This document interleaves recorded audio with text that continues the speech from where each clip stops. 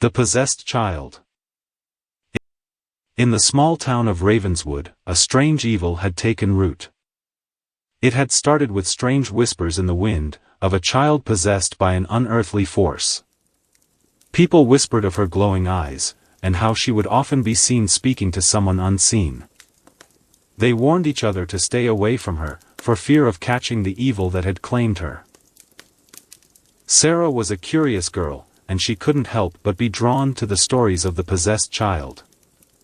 She was fascinated by the tales of the ghostly figure that had taken over the body of a young girl, and she wanted to see for herself if the stories were true. One night, she snuck out of her house, and made her way to the abandoned old mansion on the edge of town, where the possessed child was said to live. As she approached, she could feel the darkness closing in around her, and she hesitated, but her curiosity got the better of her, and she pushed on. As she entered the mansion, she was struck by a sudden, icy cold. She could hear the whispers of the wind, and the sound of laughter, coming from somewhere deep within the building. She made her way down a narrow, twisting staircase, and came to a large, dark room. And there she saw her, the possessed child.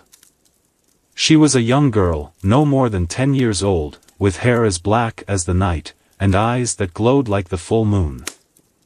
Her skin was as pale as snow, and she stood in the center of the room, speaking in a voice that was not her own.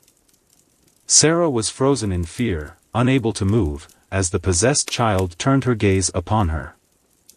"You should not have come here," the child said, in a voice that was deep and echoing. "You have entered a world beyond your understanding, and now, you will never leave." And with those words, the child lunged forward, and Sarah was consumed by the darkness. When the villagers finally found her, days later, she was lying on the floor, her body writhing in pain, and her eyes glowing with the same unearthly light as the possessed child.